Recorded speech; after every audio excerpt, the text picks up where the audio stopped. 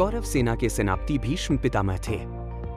एक असाधारण योद्धा होने के अलावा उन्हें एक असाधारण वरदान भी प्राप्त था। वे अपनी मृत्यु का समय चुन सकते थे। इसका मतलब था कि वे व्यावहारिक रूप से अजेय थे। दुर्योधन को लगा कि भीष्म के नेतृत्व में उनकी सेना अजेय थी, जबकि पांडव सेना दुर्योधन के कट्टर दुश्मन भीम द्वारा सुरक्षित थी। इसलिए उसने अपने दादा भीष्म की ताकत की तुलना अपने चचेरे भाई भीम से करना शुरू कर दिया। जैसा कि कहावत है, विनाश काले विपरीत बुद्धि, जिसका अर्थ है कि जब अंत निकट आता है तो अहंकारी लोग अपनी स्थिति का मूल्यांकन करने में विनम्र होने के बजाय घमंड में लिप्त हो जाते हैं।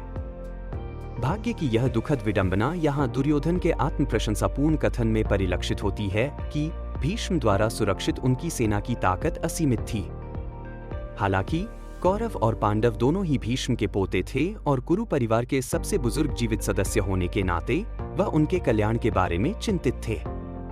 वह पांडवों के प्रति दयालु थे, लेकिन हस्तिनापुर के सिंहासन और उसके विषयों के प्रति अपनी नैतिक प्रतिबद्धता से बंधे थे। इसलिए आधे मन से उन्होंने कौरव सेना का नेतृत्व उनके खिलाफ किया। भीष्म को यह भी पता था कि इस धर्म युद्ध में दुनिया के सभी महान योद्धाओं के साथ साथ स्वयं भगवान कृष्ण भी मौजूद थे।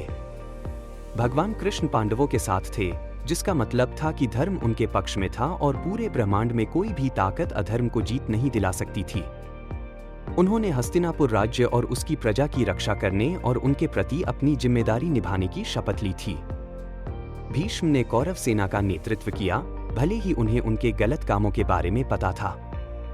भीष्म का यह निर्णय उनके चरित्र की मजबूती और रहस्यमय व्यक्तित्व को दर्शाता है।